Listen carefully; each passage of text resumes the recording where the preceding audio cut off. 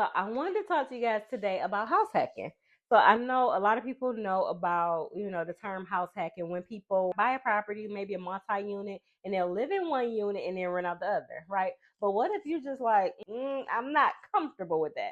So another thing you can do is you can just start small, right? So a lot of people, they'll buy this big elaborate house and be house poor instead of thinking through like how can I build wealth, right?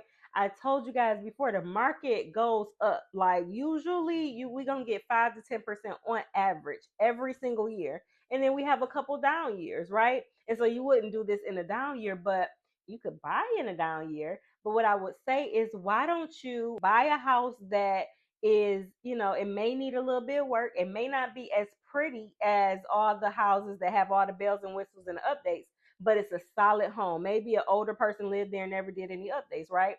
But you can buy that with a traditional loan. And then once you purchase it, you can start doing rehab while you live in there, right? Fix it up. And so you want to get a property that actually has a little bit of upside. And so if you have a good realtor, they'll tell you what the homes in the area that are pretty with the bells and whistles is going for at that moment. If you're in the upside market, then you'll be gaining 5 to 10% in equity every year, right? Every year that you stay there. But okay, so let's do that. Let's buy it and then figure out, how to get some rehab done, fix the kitchen up, fix the bathroom up, do a little bit of flooring and paint, make it cute, make it real cute and update it.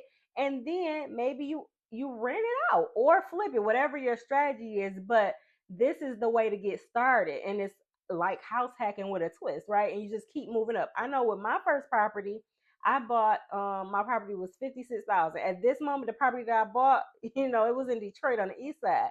And right now it probably would sell for like $160,000, right?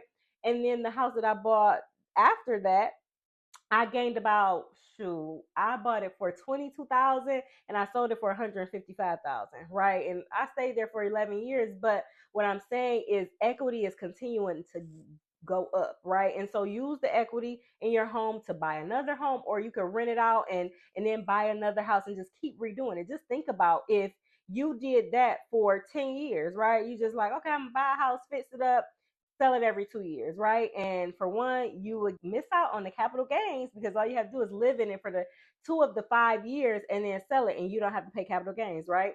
And you can just build up your portfolio. Even if you're like, okay, well, I'm just gonna rent it out. Keep building your portfolio. If you did that for 10 years and you bought a house every 2 years, you would at least have 5 properties in 10 years. Let time work for you, right? It's gonna pass anyway. Might as well work for you. All right.